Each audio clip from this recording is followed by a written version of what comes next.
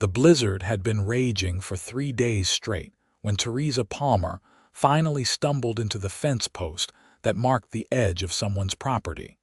Her fingers too numb to feel the splinters that dug into her palm as she tried to pull herself upright. She had left the stagecoach wreckage 2 days ago, the only survivor of the accident that had sent them careening off the mountain pass, and every step since then had been a battle against the Wyoming winter that seemed determined to claim her life. The barn materialized through the white curtain of snow like a miracle, a massive structure of weathered wood that promised shelter from the killing cold, and she used the last of her strength to drag herself toward it before her legs finally gave out and she crumpled into the snow just 20 feet from the door. Adam Sinclair had been ranching in the Wind River Valley for 5 years, ever since he had mustered out of the Army at Fort Laramie in 1873, and decided that he had seen enough of military life to last him forever. At 26 years old, he had built a decent spread with his savings and the sweat of his back, raising cattle and horses that could survive the brutal Wyoming winters. He had learned to read the weather the way some men read books, and when the storm had rolled in from the north 3 days ago, he had made sure all his animals were secured and his supplies were stocked. The ranch sat 5 miles outside the small town of Lyndon, Wyoming, far enough that he valued his solitude, but close enough that he could make the ride when he needed provisions or company. He had just finished his evening check of the horses in the barn when something made him pause at the door. A sense, maybe, or just the way the wind had shifted. Adam pulled his coat tighter and stepped out into the blowing snow, his eyes scanning the white landscape out of habit more than expectation. That was when he saw the dark shape against the pristine snow, a form that was too still and too human to be anything else. His heart kicked hard in his chest as he ran forward, dropping to his knees beside what he could now see was a woman, her face pale as death and her lips blue with cold. "Jesus," he muttered, checking for a pulse at her throat. It was there, faint but steady, and relief flooded through him as he scooped her into his arms. She was lighter than he expected, her body limp and frozen, and he could feel the ice crystals that had formed in her dark hair. Adam kicked the barn door open and carried her inside, but he knew the barn would not be warm enough. She needed heat, and she needed it fast, or frostbite would take her fingers and toes if hypothermia did not take her life. The run to the house was only 50 yards, but the wind fought him every step, trying to rip his burden from his arms. He shouldered through his front door and kicked it shut behind him, carrying the woman directly to the fireplace where the embers from the morning fire still glowed red. Adam laid her on the rug and immediately began building up the fire, adding kindling and logs until flames crackled and heat began to pour into the room. Only then did he turn his full attention to his unexpected guest. Her clothes were soaked through, the fabric stiff with ice, and he knew he had to get them off her or she would never warm up. Adam tried not to think too hard about the impropriety as he worked at the buttons of her coat, his fingers clumsy with haste. She was young, maybe 22 or 23, with delicate features and skin that would probably be olive-toned when it was not gray with cold. Her dress was of good quality, the kind a lady would wear for traveling, and he wondered what had brought her out into the storm. He stripped away the wet outer layers and wrapped her in every blanket he owned, then pulled her closer to the fire. Her breathing was shallow but regular, and as the heat began to work on her, he saw color start to return to her cheeks. Adam sat back on his heels, his own heart pounding from the exertion and the shock of finding her. He had been alone on this ranch for 5 years, content with his solitude and the company of his animals, and now a woman lay unconscious in his house, her life depending on his care. The hours that followed were some of the longest of Adam's life. He kept the fire roaring, checked her pulse and breathing every few minutes, and tried to warm her extremities by rubbing her hands and feet through the blankets. Somewhere around midnight she began to stir, small sounds escaping her throat as consciousness started to return. Her eyelids fluttered and then brown eyes opened, unfocused and confused. "Where?" The word came out as barely a whisper, her voice hoarse and broken. "You are safe," Adam said quietly, leaning into her line of sight. "You are at my ranch outside Linden. I found you in the snow." Theresa's eyes struggled to focus on the face above her, registering dark blonde hair, blue eyes, and features that were weathered by sun and wind but undeniably handsome.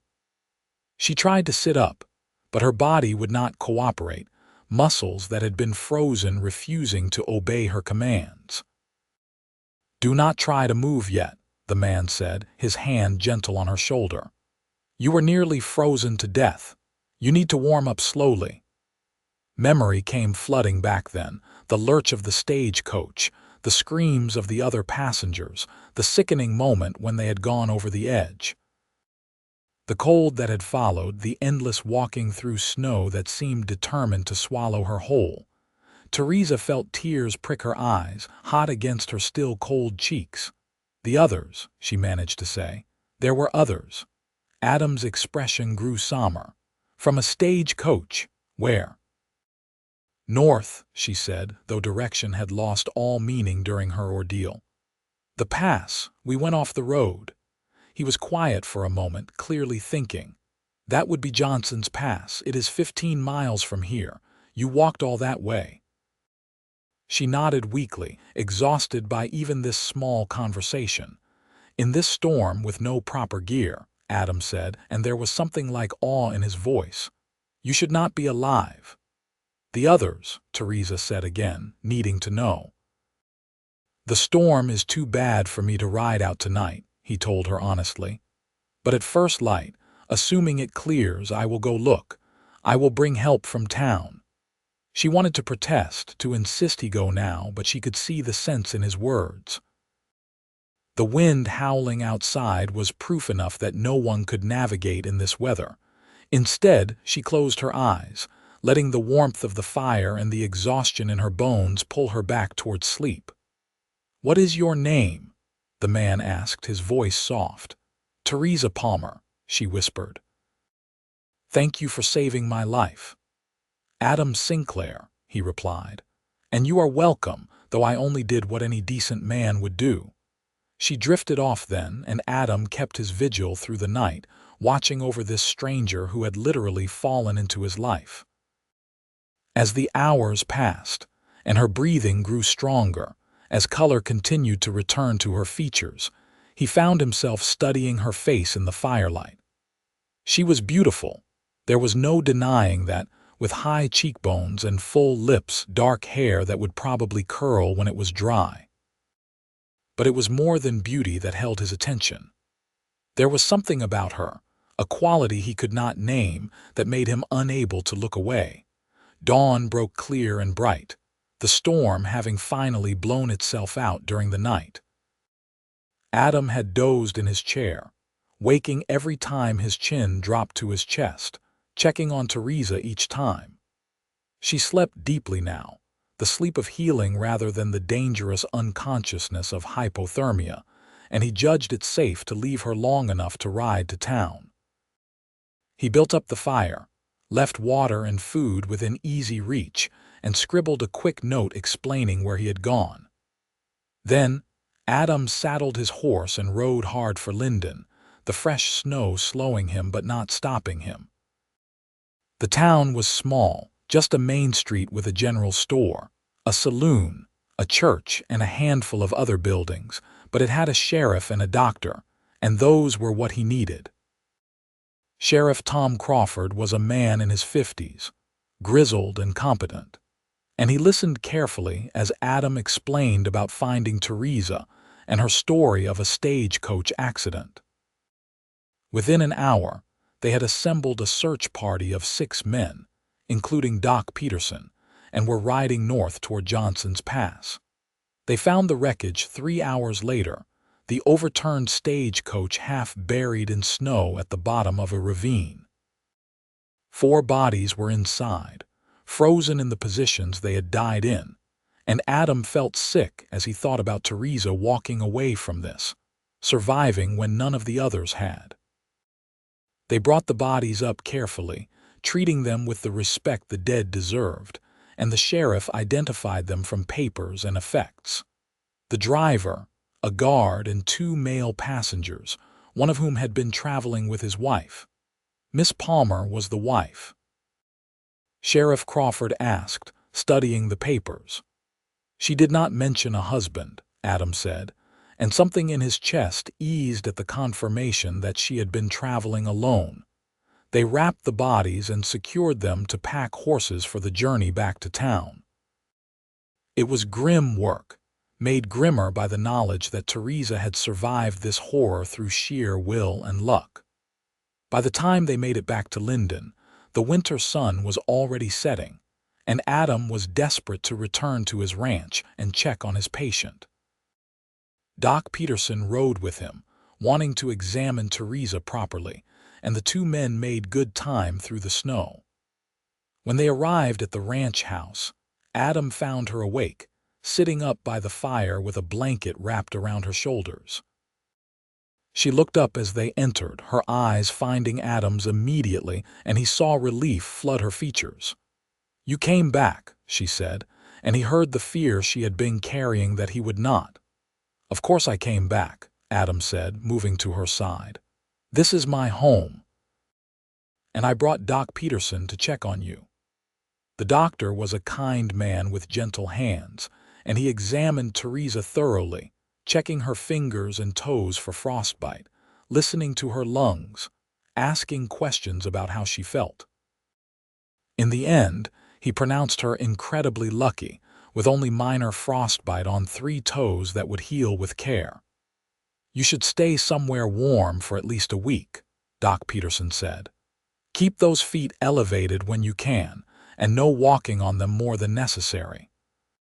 You will need to rebuild your strength. What you did, surviving that cold for so long, took a toll on your body."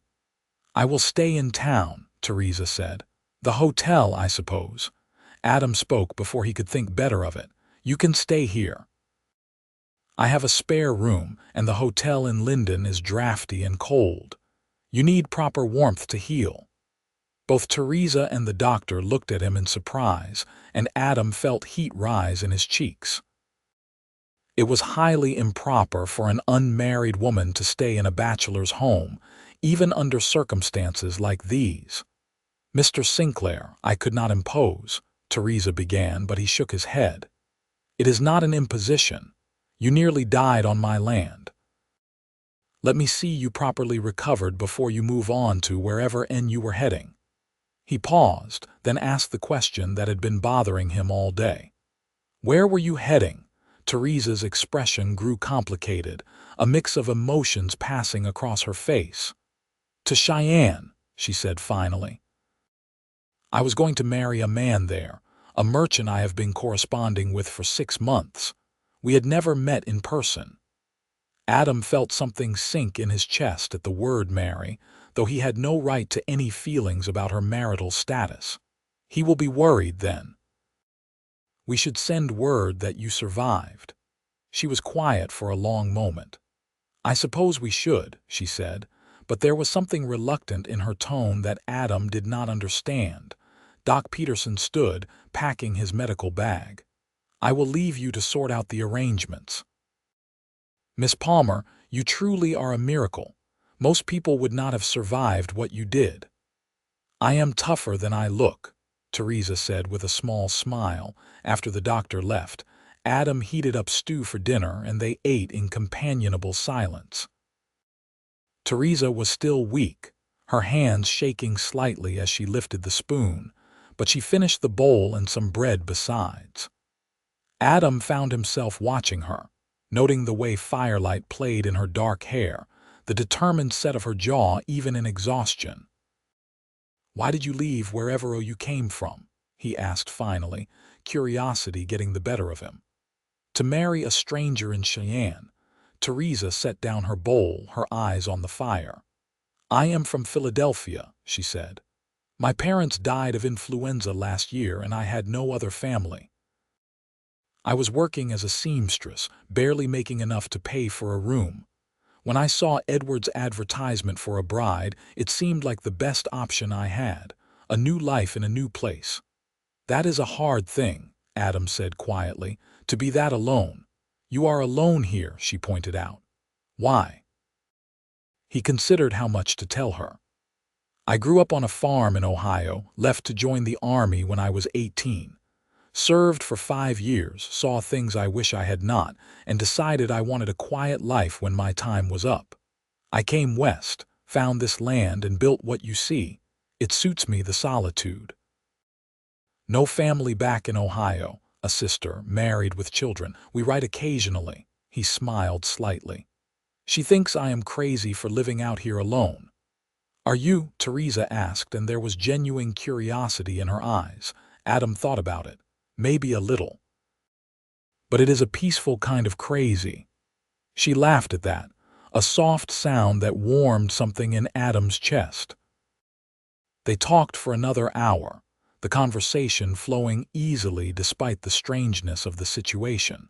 And by the time Theresa started to fade, yawning despite her best efforts to hide it, Adam felt like he had known her for longer than a single day. He showed her to the spare room, which was small but clean, with a bed he had built himself and blankets his sister had sent from Ohio. Theresa stood in the doorway, looking at the room, and then turned to face him. "Thank you," she said, and the weight of meaning in those 2 words was enormous. "You saved my life, and now you are giving me shelter and care. I do not know how I will ever repay you." "No repayment needed," Adam said firmly. "Just get well." She nodded, and something passed between them in that moment, a connection that Adam felt down to his bones. Then she stepped into the room and closed the door, and he was left standing in the hallway, wondering what the hell had just happened to his orderly, solitary life. The days that followed fell into a rhythm that felt both strange and natural. Adam went about his ranch work, tending to his animals and keeping the house warm while Theresa rested and healed. She was a good patient, following Doc Peterson's instructions, but she was not content to be idle. By the 3rd day, Adam found her in the kitchen, working on mending one of his shirts that had a torn seam. "You should be resting," he said, though he could not help but smile at the sight of her sitting at his table, a needle and thread in her capable hands. "I have been resting for 3 days," Theresa replied. "I am a seamstress, remember. This is restful for me." She held up the shirt, examining her work with a critical eye. "Besides, you saved my life. The least I can do is fix your clothes." Adam could not argue with that logic, so he let her work, and over the following days, she moved through his small collection of clothes like a whirlwind, mending, patching, and even altering things that had not fit quite right. She was talented, her stitches small and even, and Adam found himself wearing shirts that had not felt this comfortable in years. But it was not just the mending that changed things. Theresa's presence transformed the house in ways Adam had not anticipated. She cooked, experimenting with his limited pantry to create meals that were far better than the simple fare he usually ate. She organized his cluttered shelves, finding places for things he had just been piling wherever they fit.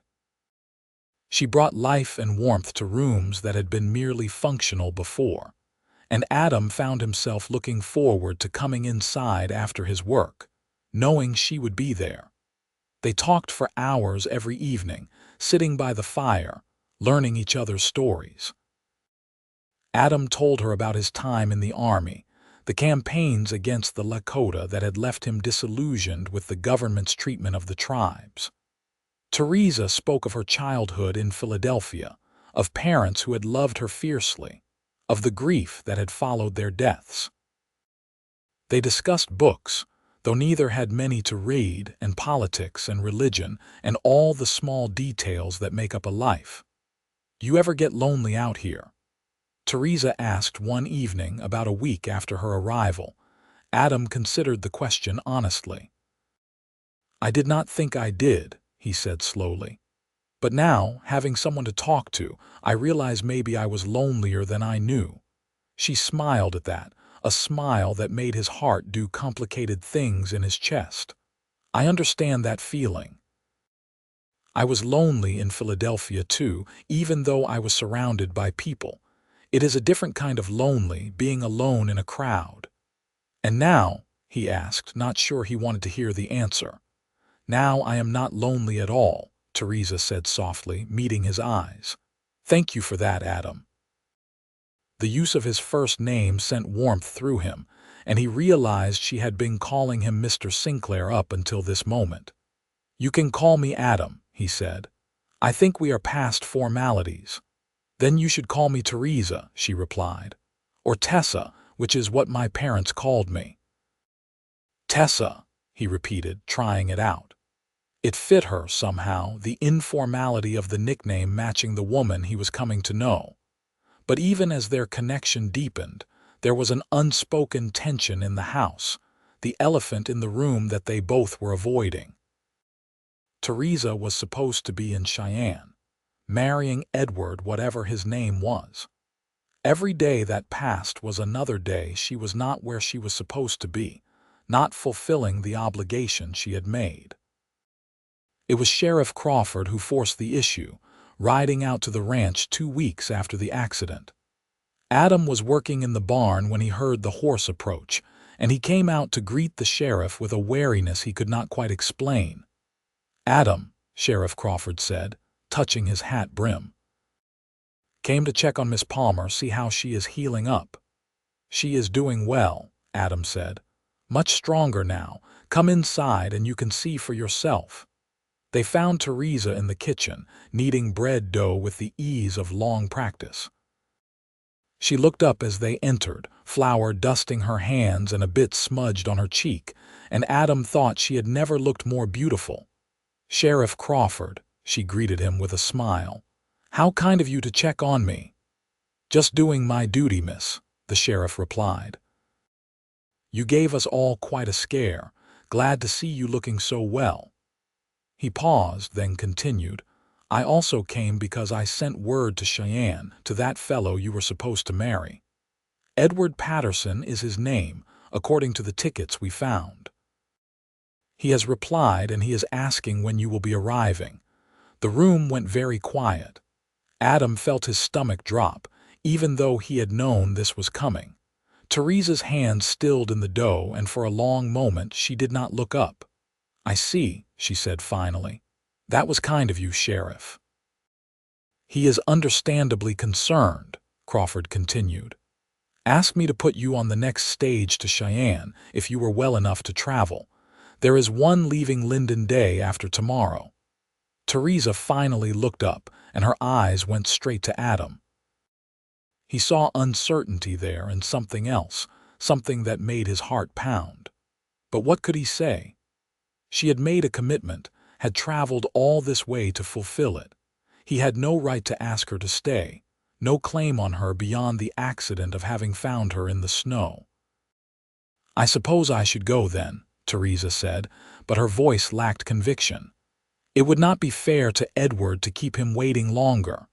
"Are you sure that is what you want?" The words burst out of Adam before he could stop them. Both Theresa and the sheriff looked at him in surprise, and he felt heat rise in his face, but he pressed on.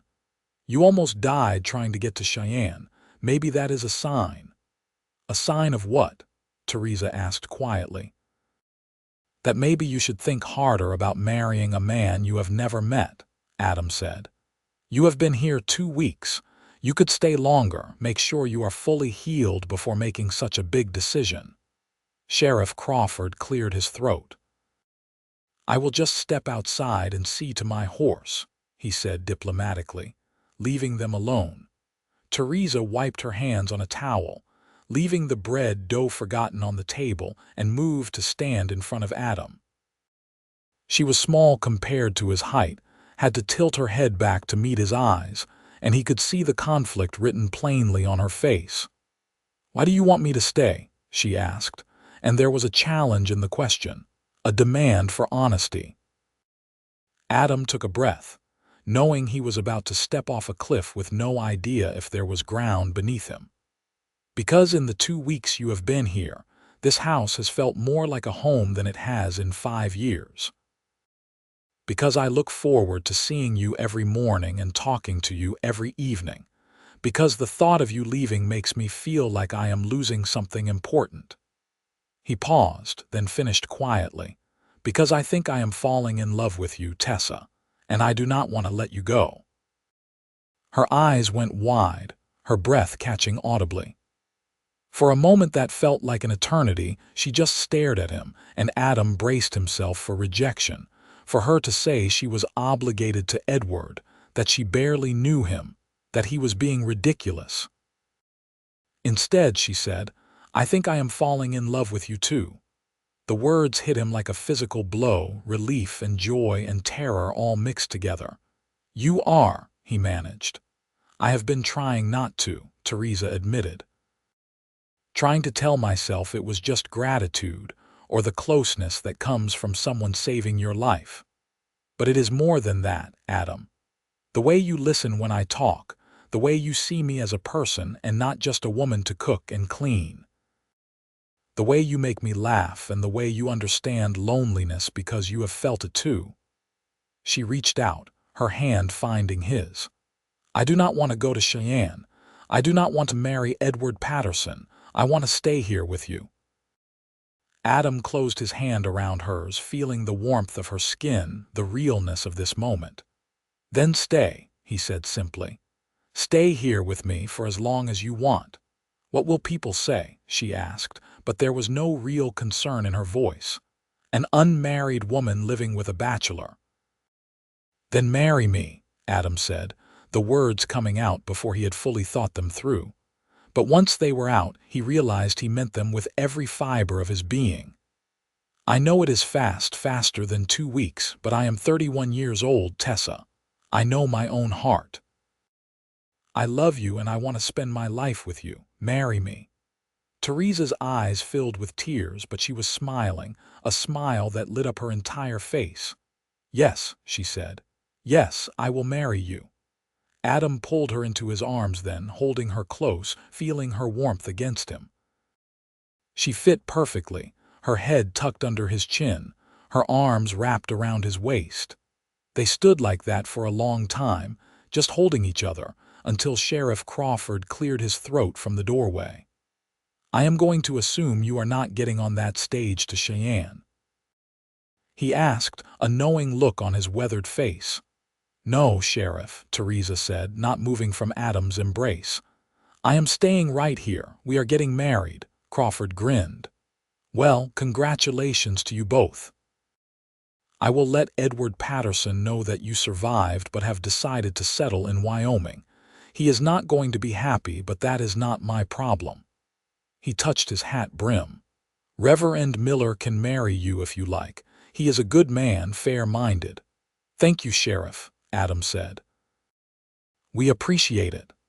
After Crawford left, Adam and Theresa stood together in the kitchen, the enormity of what they had just decided settling over them. 2 weeks ago they had been strangers.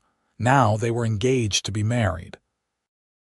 It should have felt crazy, reckless, but instead it felt right in a way Adam could not fully explain.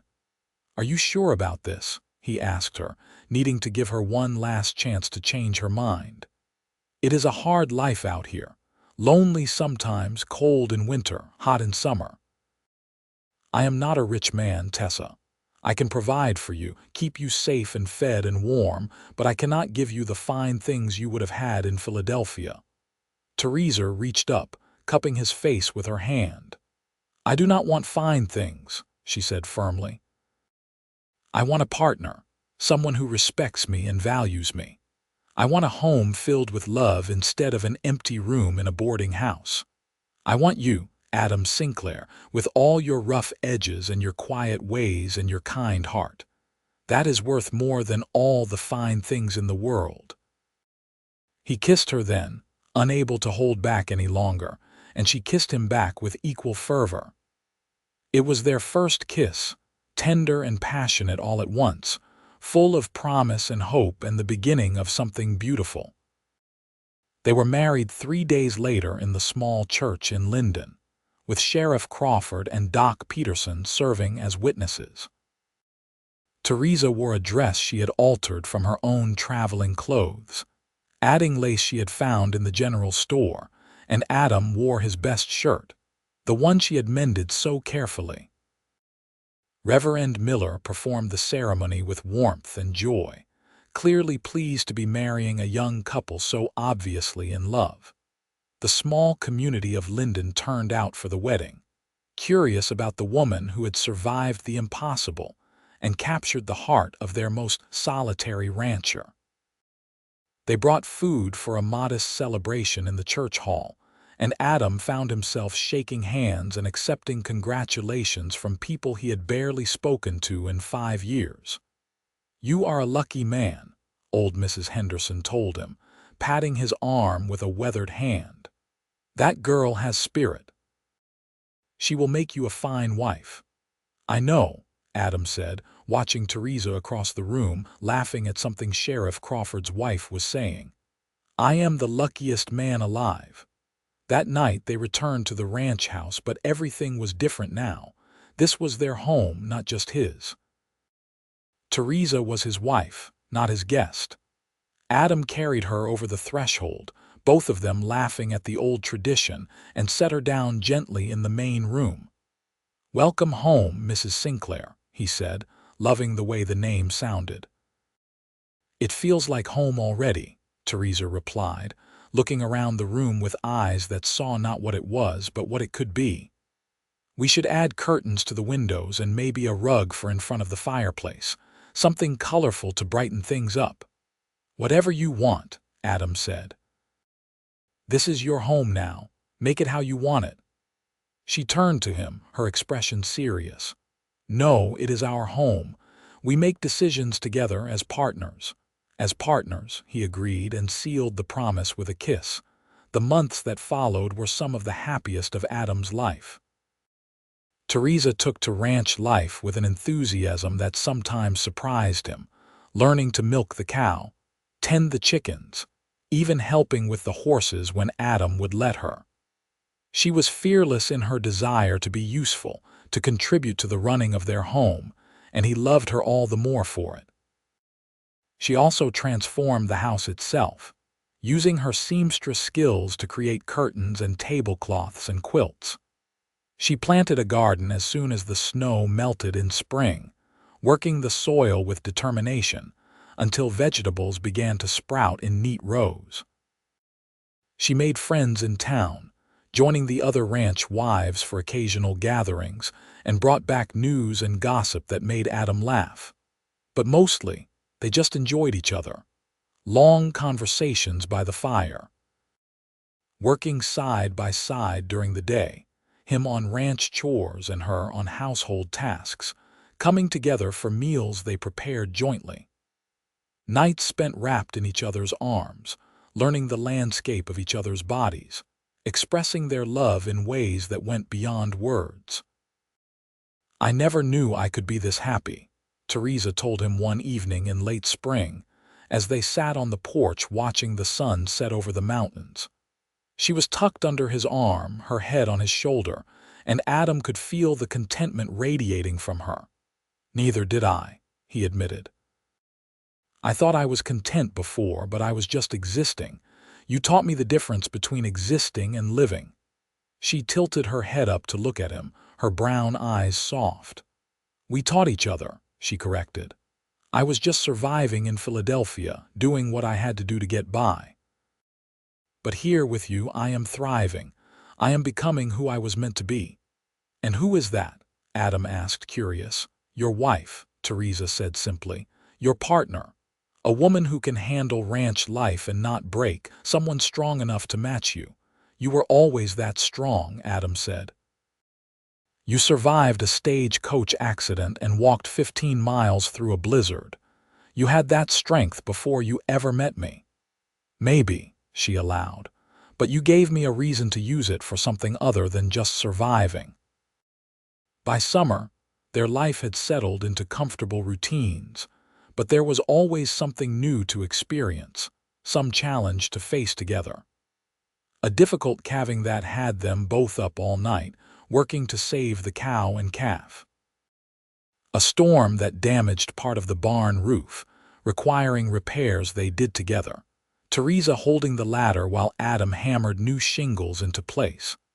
Small triumphs and small struggles that built their partnership day by day. It was in late summer when Theresa realized she was pregnant. She had suspected for a few weeks, her monthly bleeding not arriving when it should, other small changes in her body that she recognized. But she waited until she was sure before telling Adam, wanting to have the news be certain before raising his hopes. She chose a Sunday evening after they had finished supper and were relaxing on the porch in the warm twilight. Adam was whittling a new handle for a tool that had broken, his hands sure and steady on the wood, and Theresa watched him for a moment before speaking. "Adam," she said, and something in her tone made him look up immediately. "I have something to tell you." He set down his whittling knife, giving her his full attention. "What is it?" "I am pregnant," Theresa said, unable to keep the smile from her face. "We are going to have a baby." For a moment, Adam just stared at her, his expression unreadable. Then a grin broke across his face, transforming his features, and he pulled her into his arms, laughing with pure joy. "A baby," he repeated as if he could not quite believe it. "We are going to have a baby. Are you happy?" Theresa asked, though she could already see the answer written all over him. "Happy does not begin to cover it," Adam said. He placed a hand gently on her stomach, which was still flat but would not be for much longer. "When? Early spring, I think," Theresa said. "March or April." "A spring baby," Adam said wonderingly. "We will have to add on to the house, build a proper nursery, and get a cradle. I can make one like I made our bed, something that will last, that we can pass down." Theresa laughed at his enthusiasm, at the plans already forming in his mind. "We have time," she assured him. "But yes, all of those things." That night, lying in bed with Adam's hand resting protectively on her stomach, Theresa thought about the strange path that had led her here. If the stagecoach had not crashed, she would be in Cheyenne now, married to Edward Patterson, living a life she could barely imagine. Instead, she was here in Wyoming with a man she loved beyond measure, carrying their child. The accident that should have killed her had instead brought her to exactly where she was meant to be. "What are you thinking about?" Adam asked quietly, sensing she was still awake. "How everything happens for a reason," Theresa said. "How the worst moment of my life led me to the best thing that ever happened to me." Adam was quiet for a moment. "I think about that too," he admitted. "What if I had not gone to check the barn that night? What if I had decided the wind was just wind and stayed inside?" "But you did not," Theresa said. "You went out and you found me and you carried me in and never let me go." "Never let you go," Adam repeated. "I never will, Tessa. You are stuck with me now."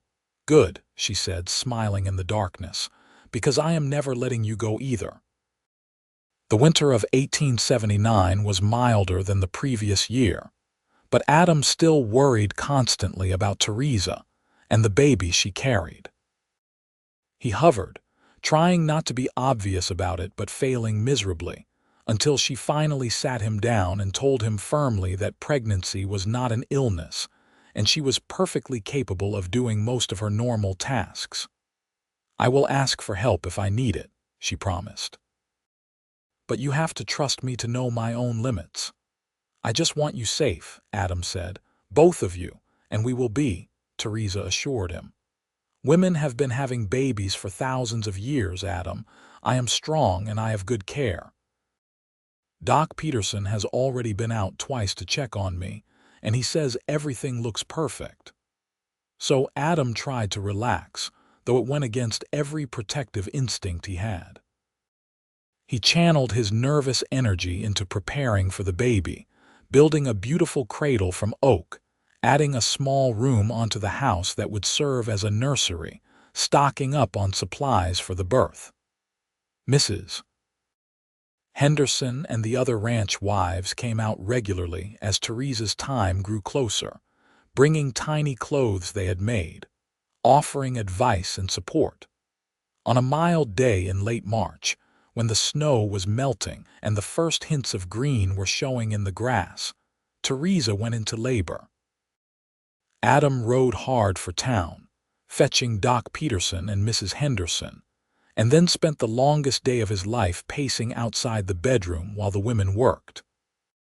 He could hear Theresa sometimes, her cries of pain cutting through him like knives, and he felt utterly useless, relegated to boiling water and staying out of the way. It was late evening when he finally heard a different sound, the thin wail of a newborn baby, and his heart nearly stopped. Mrs. Henderson emerged a few minutes later, her face tired but smiling. "You have a son," she announced. "A big, healthy boy, and your wife did beautifully. You can come in now." Adam nearly fell over his own feet in his haste to get to the bedroom.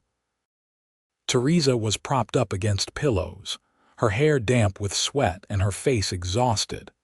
But she had never looked more beautiful.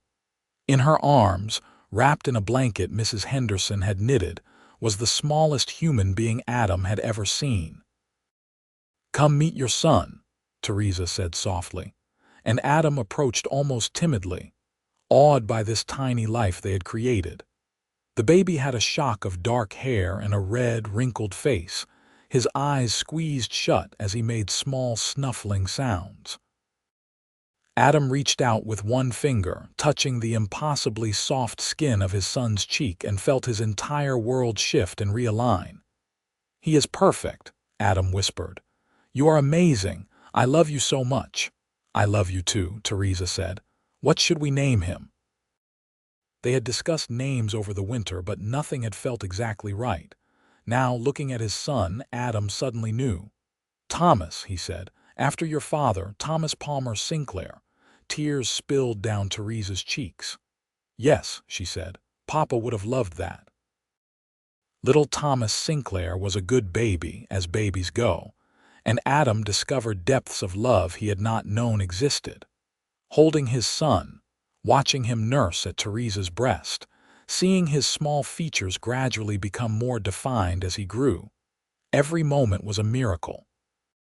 Adam had been content in his solitary life, then happy with Theresa, but now with their son, he felt a completeness that was almost overwhelming. The years rolled on, marked by the rhythms of ranch life and family. Thomas learned to walk and talk, became a sturdy toddler who followed Adam everywhere, wanting to help with every task. 2 years after Thomas was born, Theresa gave birth to a daughter they named Sarah, a tiny, delicate thing with her mother's dark eyes and her father's blonde hair. Then, 3 years later, another son arrived whom they named Daniel. The house grew along with the family, Adam adding rooms as they needed them, creating a home that sprawled and rambled but was always warm and filled with love. The ranch prospered too, Adam's careful management and hard work paying off as his herd grew, and his reputation for quality horses spread. Theresa had her own successes, her garden expanding every year, providing not just for their family but surplus to sell in town. She also went back to sewing, taking on orders from the women in Linden for dresses and alterations, enjoying the work and the income it brought. They were partners in every sense, building a life together that was richer than either could have imagined. Thomas grew into a serious boy who loved the animals and showed a natural talent for ranching. Sarah was the dreamer, always with her nose in a book when she could get her hands on one, telling elaborate stories to her younger brother. Daniel was the wild child, fearless and reckless, giving his parents equal amounts of joy and terror with his antics. "How did we get so lucky?" Adam asked Theresa one evening, watching their children play in the yard while they sat on the porch, his arm around her shoulders. "I do not think it was luck," Theresa said thoughtfully. "I think we both chose to build this every day. We could have let that first year be hard and bitter, could have regretted the speed of our marriage or let differences drive us apart. But we chose to work together, to love each other through the hard times and celebrate the good ones." "You are right," Adam agreed, "and I would make the same choice every single day for the rest of my life." "Good," Theresa said, leaning into him. "Because you are stuck with me for the rest of your life." Adam Sinclair. "Best fate I could imagine," he replied, kissing the top of her head. "They face challenges, of course. No life is without them, especially in the demanding landscape of Wyoming ranching." There was the year of the drought, when they had to sell off part of the herd because there was not enough grass to feed them all. The winter when Daniel, barely 4 years old, got pneumonia and they spent terrifying weeks nursing him back to health. The fire that destroyed part of the barn and took weeks to rebuild. But through every challenge, they faced it together, their partnership never wavering. Adam had learned that Theresa was every bit as tough as he was, maybe tougher, her determination unshakable when it came to protecting their family and their home. And Theresa had discovered in Adam a man who never stopped showing up, who worked himself to exhaustion to provide for them, who loved her as deeply 20 years into their marriage as he had on their wedding day. The children grew, as children do. Thomas, at 18, was as tall as his father and talking about buying his own land someday, starting his own ranch. Sarah, 16 and beautiful, had her heart set on becoming a teacher, and Adam and Theresa had already agreed to send her to the teaching college in Cheyenne when she was old enough. Daniel, at 13, was still deciding who he wanted to be, trying on different dreams like other boys tried on hats. "They are growing up so fast," Theresa said one evening, a note of melancholy in her voice. "Soon they will all be gone, off living their own lives." "That is what we raised them for," Adam reminded her gently. "To be strong and independent, to chase their dreams. We did our job well, Tessa." "I know," she said, "but I will miss having them all here, having the house full of noise and chaos." Adam pulled her close. "Then we will just have to fill it with grandchildren someday," he said with a grin. "And in the meantime, it will just be you and me, like it was in the beginning." "I liked it when it was just you and me," Theresa said, smiling at the memory. "Before we knew what we were doing, just figuring it out as we went." "We are still figuring it out," Adam said. "Every day is something new, but I would not want to figure it out with anyone else." The winter of 1898 marked 20 years since the night Adam had found Theresa in the snow.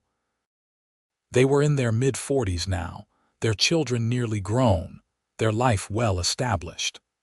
It had become a tradition to mark the anniversary of that night, what Theresa called their real anniversary, as important as their wedding day.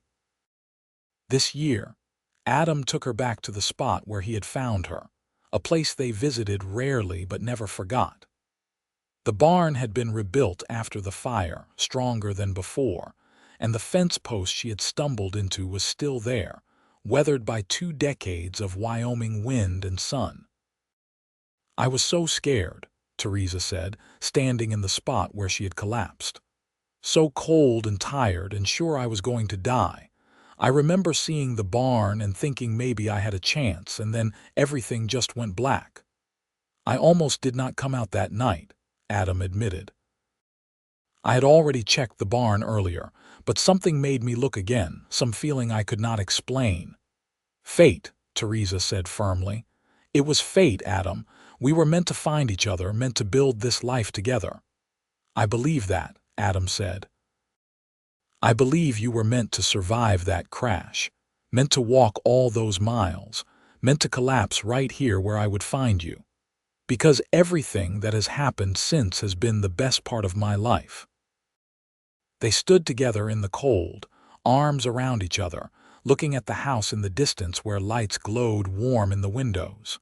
Their home, their life, built from a chance meeting in a snowstorm and 20 years of choosing each other every single day. I love you, Theresa said. Just as much now as I did when you asked me to stay. I love you too, Adam replied. More than I have words to say. Thank you for collapsing in my snow, Theresa Sinclair. She laughed at that, the sound carrying on the winter wind. Thank you for carrying me in and never letting me go. They walked back to the house hand in hand, their footprints marking a trail in the snow. Behind them, the barn stood solid and strong, a silent witness to the night that had changed everything. Ahead of them, their home waited, full of the life and love they had built together. Inside, their children were waiting, having prepared a surprise celebration for their parents' anniversary. The table was laden with food, candles flickering in the warm light, and the house rang with laughter and conversation as the family gathered. Thomas had brought his new sweetheart, a rancher's daughter from a neighboring spread. Sarah played the piano Adam had bought her 2 years ago, filling the house with music. Daniel regaled them with stories from school, exaggerating for effect until everyone was laughing. Adam looked around the table at his family, at this life that had grown from one moment of grace on a winter night, and felt gratitude so profound it almost hurt. He caught Theresa's eye across the table, and she smiled at him, a smile that said she felt it too, this overwhelming thankfulness for everything they had been given. Later that night, after the children had gone to bed and the house was quiet, Adam and Theresa sat by the fire as they had done thousands of times before. But tonight felt different, weighted with significance, a marker of time past and time yet to come. What do you think the next 20 years will bring? Theresa asked, her head on Adam's shoulder. Grandchildren, I hope, Adam said. Thomas is sweet on that Miller girl, and you know they will marry soon. Maybe Sarah will find someone at that teaching college. And Daniel will probably give us gray hair with whatever he decides to do. Theresa laughed. We already have gray hair, at least I do. It looks beautiful on you, Adam said, and he meant it. The silver threads in her dark hair, the lines around her eyes from years of laughter, the way her hands had grown strong and capable from ranch work, all of it made her more beautiful to him, not less. Flatterer, she said, but she was pleased. I think the next 20 years will bring good things. We have built something strong, Adam. A family that loves each other, a home that will stand for generations. Our children will take what we have taught them and build their own lives, and we will be here, the foundation they can always return to. The foundation, Adam repeated, liking the metaphor. That is exactly what we are, solid and steady. And still in love, Theresa added. Do not forget that part. Never, Adam said, kissing her soundly. That is the most important part of all. The years continued to roll on, bringing changes and challenges as years always do. Thomas married his sweetheart in a beautiful ceremony at the church in Linden. And a year later, Adam and Theresa became grandparents to a little girl named Emma. The joy of holding his granddaughter for the first time brought Adam to tears, this continuation of the family he and Theresa had built. Sarah did go to teaching college, where she met a young man studying to be a lawyer. They married when she was 20, and she taught school in Cheyenne while he built his practice. Daniel, true to his wild nature, joined the railroad for a few years, traveling and seeing the country before deciding he had seen enough. He came back to Linden when he was 22, ready to settle down, and Adam gave him a portion of land to start his own small ranch. The original house grew quieter with the children gone, but it never felt empty. Adam and Theresa had each other, had the rhythms of ranch life that never stopped, had visits from children and grandchildren that brought joy and noise and life back into their home. They had built something that lasted, something that extended beyond just the two of them. Adam was 60 when his joints started to ache on cold mornings, making him move slower than he liked. Theresa teased him gently about getting old, though she was 58 and dealing with her own aches and pains. They adapted, taking on less of the physical work themselves and hiring help when they needed it. Thomas took on more and more of the ranch management, preparing to eventually take it over completely when his parents were ready. "I never thought I would be ready to slow down," Adam admitted one evening watching the sunset from the porch. "But I am tired, Tessa. Not of life, never of life. Just tired in my bones." "We have earned the right to be tired," Theresa said. "We have worked hard for 40 years. It is okay to rest a little." "As long as I can rest with you," Adam said, "that is all I need." They spent their later years exactly like that, resting together. They still did the things they loved, tending Theresa's garden, caring for the animals, but at a slower pace. They spent long hours on the porch, watching their grandchildren play in the yard where their own children had played. They told stories of the old days, kept the history of their family alive in the retelling.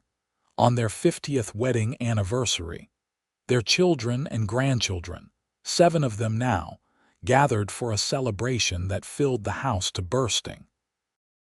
There were 4 generations present, from Adam and Theresa down to their newest great-granddaughter, born just a month before.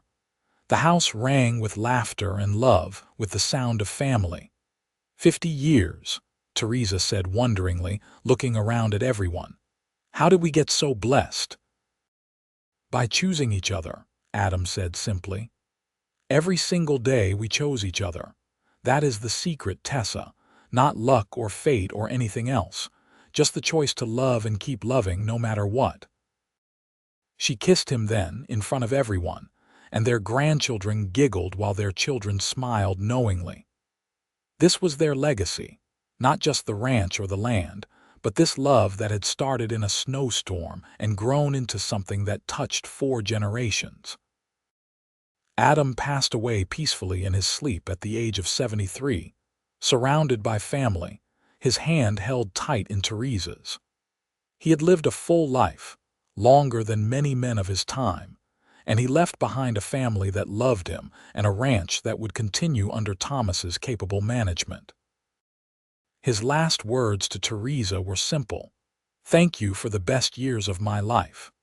Theresa mourned him deeply, as anyone would mourn the loss of their other half, but she did not fade away in his absence.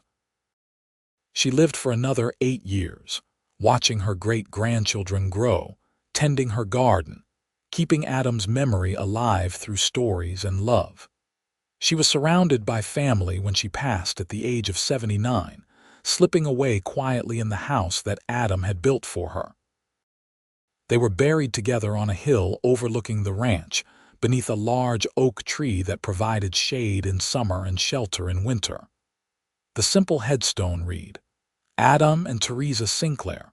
He carried her in and never let her go." The ranch continued, passed down through the generations, each one adding their own touches but never forgetting the foundation that Adam and Theresa had laid.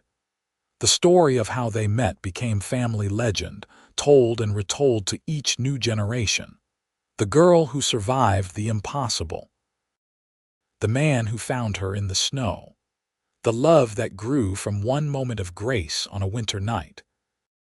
And on certain winter evenings, when the snow falls soft and the wind is quiet, you can almost see them there on the porch of the old house, sitting close together, watching the sun set over the mountains they loved. The cowboy and the seamstress.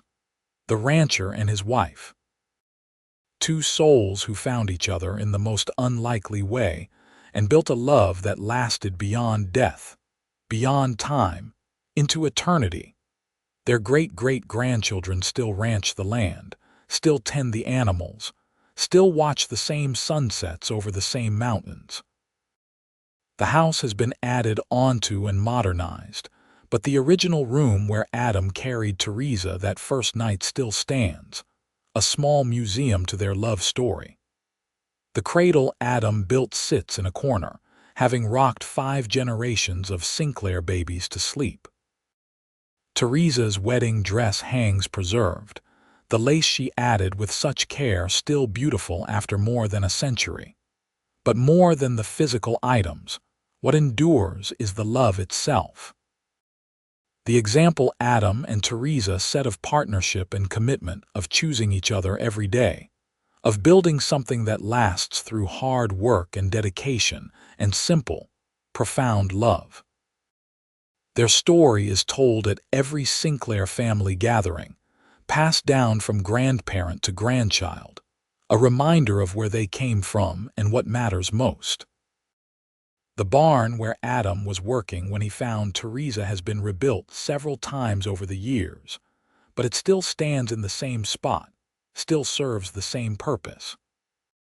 And sometimes, on anniversary of that first night, family members will walk out to the place where Theresa collapsed, will stand in the snow and remember the moment that started it all. The moment when a woman fighting for her life stumbled into the path of a man who would save her, love her, and build a lifetime with her. That is the real legacy of Adam and Theresa Sinclair, not the land they owned or the children they raised, though those things mattered. The real legacy is the proof that love can start in the most unlikely circumstances, can grow in the harsh landscape of the Wyoming frontier, can last through decades of challenges and changes. That two strangers can become partners, can build a family, can create something that echoes through generations. The story of the cowboy who carried her in and never let her go is more than just a romantic tale. It is a testament to the power of commitment, the strength that comes from partnership, the way that one moment of compassion and care can change the course of multiple lives.